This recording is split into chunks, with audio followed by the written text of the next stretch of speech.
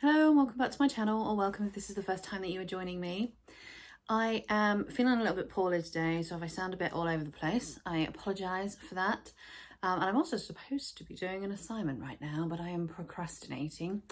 And I really wanted to do this tag from Mnomquah, the tarot, I've got tarot on the brain, the Trad Witch tag. Her video came out very recently, so I'm really quick off the mark with this one, which is unusual for me. It's such a good tag. The questions are fantastic. I really like them. I really enjoyed their video, and so I wanted to jump on this one and do it as well. So jumping straight in with question one, there's 10 questions in total. The first question is, what kind of craft do you practice? So my craft is very eclectic. It is very eclectic in that there are elements of folk magic in there, there are elements of Wicca still in there, there are elements of more traditional witchcraft, there are elements of chaos magic, there are elements of winging it as I go and seeing what happens. You know, it is a very mixed bag of stuff. I like to be fairly well read in different areas of witchcraft and craft practices, and I like to try different things and incorporate things that work into my practice as much as possible. Question number 2, what paradigm, faith or philosophy informs your craft? It's such a good question. Isn't this such a good question? So the questions, by the way, are in the description box below, and Mnomquah gave some really good examples that I've included in the box below, so that if you are going to do this, you have like just a feel for what the question's asking if you're not sure. But for me, I use the probably the way that I would describe my paradigm would be the meta model from chaos magic. So within chaos magic there are 5 but really 4 models of magic. There is the spirit model, the energy model, the psychological model, the information model. They're the main 4. I do have a video on it on my channel, I believe, and I know Kellyanne Maddox also has a very good video about these models for those who are interested in more information. But the meta model basically means that I use all 4 of the other models at different times depending on what I am doing, what my aim is and what mood I'm in, and just how I feel, what model makes most sense to me in that moment in time. Question number 3, what culture is your practice rooted in? This is a really interesting question because I don't know that I necessarily feel it's rooted in any culture than my own, I guess. But I think it's a side effect of being a military brat, as you call them, where I'm from, in that I was born into a military family and we moved around a lot for the most formative years of my life. I don't really feel like I belong anywhere, so I don't really feel like I have one set culture. Western culture, but that could mean a million different things, right? European culture, but again, depending on whether you're talking about Eastern Europe, Western Europe, or, you know, wherever, that could mean a million different things. I'm not really sure that other than like modern pop culture plays a huge part in my path, I have to say, and in my craft. And it continues to do more and more so as I get older and I embrace that kind of part of my brain functioning a bit more. But otherwise, I don't really know. Interesting. I'll have to give that more thought. Question number 4, how long have you been practicing and how did it all start? I first started practicing in early 2000. Or late 1999, one or the other. But anyway, I think it might actually have been the summer of 99. I can't remember. I genuinely can't remember. It's around that time, either like summer 99 into like early 2000. But I had friends who were very interested in Wicca. I had and one friend who had a friend who practiced Wicca, and they were talking about it in a conversation one day, and it sparked my interest, and I wanted to know more. And before then I'd never really been religious, or I'd been interested in all different kinds of religions, but I'd never really found anything that fit. And I liked the idea of magic, and I'd watched The Craft, and I'd played around with candle spells and stuff, but never really taken it very seriously. But this conversation sparked my interest, and I wanted to know more. I don't want to go too in depth about what I did, because that's the next question, but yeah, that's where it all started. Question number 5, what books or resources have you first started with, and would you recommend them to others? So the very first book that I bought was Wicca, A Guide for the Solitary Practitioner by Scott Cunningham. Also, I read Ravenwolf. What's it called now? What's it called? To spark a... No, not to spark a magic flame. To light a sacred cauldron. No.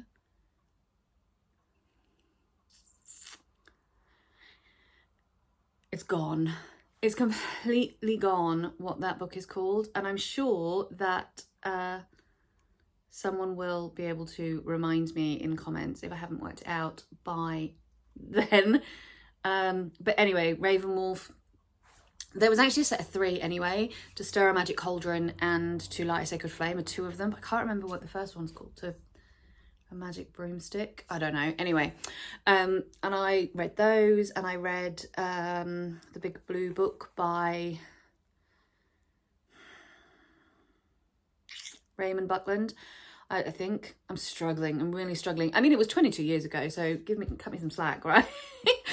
And then also, the internet in 2000 was not like the internet is today. So a lot of the resources I used, I don't think even exist anymore. So there was a website called Open Sesame, which was run by Eileen Holland, who was another book I had, an author whose book I had. She also had a Yahoo email group that I was a part of with the same name. I was in other Yahoo email groups so that I could correspond with people on the internet, more experienced practitioners. I also went to local moots fairly early on in my journey and met with other local pagans and witches and druids and all sorts. So I had access, considering the internet wasn't like it is now, I had access to a fairly decent amount of resources.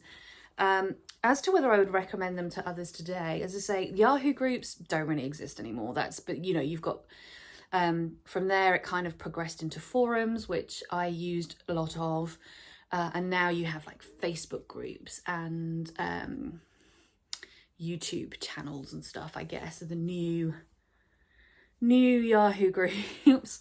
And there's definitely websites out there that have probably replaced Open Sesame, which I believe no longer exists. And in terms of the books, I would never recommend, I don't know how to say this in good English. I have a head cold. It's messing with my brain. I would recommend that people read everything. I think there's value in everything. I don't know if I would necessarily recommend Ravenwolf and Cunningham as good examples of the craft as it stands in 2022. They are old, and they were not brand new books when I got them. So, they're sort of 90s witchcraft. And things have come a long way, and they've changed, and our understanding of the history of the craft and all of those kind of things have developed, and our paradigms have developed. And so I wouldn't necessarily recommend them as a good way to start, but I think that they have value in them in understanding where we have been in order to get to where we are now. And from that perspective, yes, I would recommend them. Question number 6. How has your practice and or paradigm changed over the years, if at all? Massively. It's changed massively, and it's changing all the time. When I first started out, my knowledge was very limited. I didn't know about chaos magic, for example. I didn't know all that much about traditional witchcraft. There wasn't as many books about it as readily available then. I didn't know so much about folk magic and occultism. And my first exposures, like many people, especially in early 2000s, in the noughties, that's what they call them, right? In the early noughties, was to Wicca and to forms of solitary Wicca or accessible Wicca.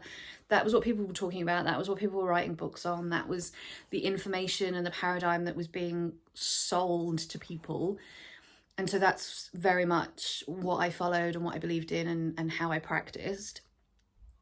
And I was very traditional in Wiccan in that I cast circle and I called quarters, and I did my rituals in a very specific way with very specific steps, and I had very defined beliefs about how magic worked and things, which have changed massively over time as I've changed massively over time. My understanding of the world has changed. I mean, I was 18 when I started out, and my understanding of the world, my understanding of myself, that all of that has changed, and so naturally my paradigm and my practice has changed along with that as I've become more well-read and more knowledgeable and been exposed to a much larger array of resources and practices and beliefs.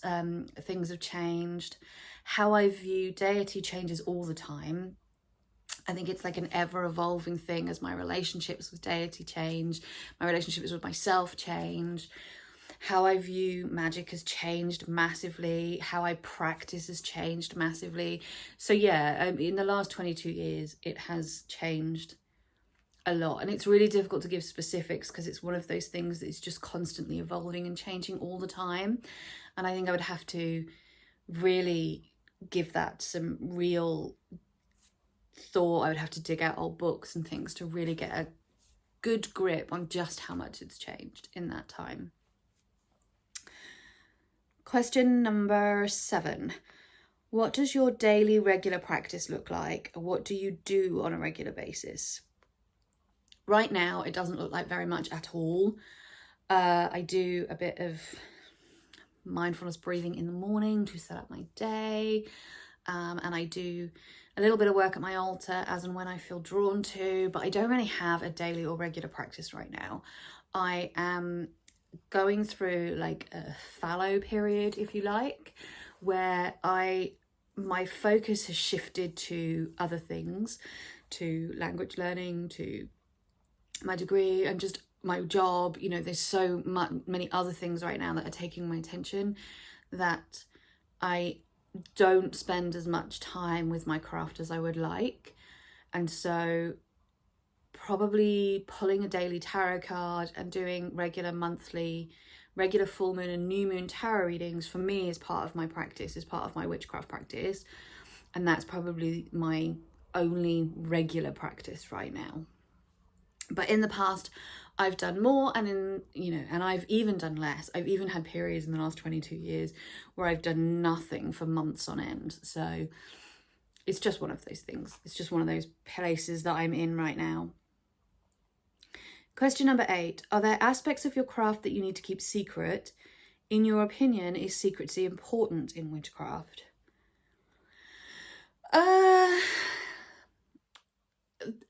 That I need to keep secret, no. That I choose to keep secret, possibly. In general, and this is a really strange thing to say when you have a YouTube channel, and you're sharing, your YouTube channel is about sharing your witchcraft and your tarot practice and those kind of things. But in general, I'm a relatively private person, and I don't feel the need outside of the defined spaces that I've created for those conversations, like my YouTube channel. I don't necessarily feel the need to talk a lot about my witchcraft to others, unless, I'm with somebody who is specifically interested and has asked, or we're in a place where that conversation is the whole reason for being in that place in the first place. In general, it's not something I really talk about. I don't talk about the spells necessarily that I work with people. In my opinion, is secrecy important in witchcraft? I don't know. I don't think I have a strong enough opinion one way or the other right now to be able to answer that question. I'm sure there are very valid reasons why secrecy is important. Equally, I think there are very valid reasons why witchcraft should be talked about and should be part of the normal everyday discourse that happens around us. And so, as is often my way, I think I can see arguments for both secrecy being important and secrecy not being important. I don't really hold a strong opinion one way or the other right now on that, to be honest. Question number 9. What are some of your favourite tools that you use regularly? Again, tarot. Tarot for me is part of my witchcraft practice. I know not everybody who uses tarot is a witch, and not all witches use tarot. But for me, tarot is a part of my witchcraft practice. Reading tarot is a part of my witchcraft practice. And so that is a favourite tool that I use regularly. I also use incense and candles fairly regularly. My spellcraft tends to be, at the moment, really rough and ready. Light a candle, burn a piece of paper, you know, maybe have some herbs on the go, some incense on the go, kind of stuff. And that's not something new either. I've used candle magic almost consistently as my main form of magical practice throughout the last 22 years. So that's not new or unusual, and definitely, I would definitely say candles are some of my favourite tools. I have an itchy eye, I apologise. Other than that, I'm a bit loosey-goosey with the other stuff. I'm very much in a period of experimentation where, especially getting the witch casket boxes where they give you different types of spells and magical stuff that you can do every month. I'm really enjoying experimenting with different things. So I did a jar spell recently, and I've done a letter writing spell, and I've done manifestation candle magic recently with herbs. You know, all kinds of different things that I'm just trying and playing with and really enjoying, and just having access to all these different tools and being able to try lots of different things is the thing that I'm most enjoying at the moment. So I don't think there's other than tarot, there's nothing that I'm really using regularly, because I'm playing around with a bit of everything. And last question, what books or resources would you recommend to newbie witches interested in your kind of craft? All of the books and all the resources. All of them. I think, for me, my kind of craft is one that is born out of curiosity and this compulsive need to always know more and understand more and learn more and read more. And so I read everything. I like everything I can get my hands on. I read around all different kinds of subjects that are related, you know, specific. I mean, I read around all different types of subjects, but I read a lot about different types of craft practices. I read a lot around, so, you know, I've read books on traditional witchcraft and chaos magic and occultism and modern witchcraft and psychic witchcraft and psychological witchcraft and all kinds of different books that about all different kinds of things. I regularly look up different types of resources online. I regularly engage with conversations with people and watch videos from people who operate in a very different paradigm to mine. And I think that, yeah, if I was going to recommend books and resources to a newbie witch interested in my particular way of doing the craft, it would be literally as much as you can get your hands on. Read everything, learn about everything, listen to everybody. That doesn't mean take it all on board and act as if it's all fact and that you have to incorporate everything. It's about having enough knowledge at your fingertips that you can pick and choose the things that work for you and leave the things that don't, in a way that is respectful, because you understand the wider context of those things that you are choosing to keep and those things that you are choosing to let go. That would be my advice. I don't know if that was very good advice or very coherent. I think I'm going to go need to take some paracetamol because my head is full of cold and I feel a bit woozy and all over the place. But yeah, I really enjoyed this tag. I really hope more people do it, because I just think these questions are fantastic, absolutely fantastic questions. And yeah, thank you very much for joining me, and I will see you all hopefully very shortly for another one. Take care and lots of love, everybody. Bye bye.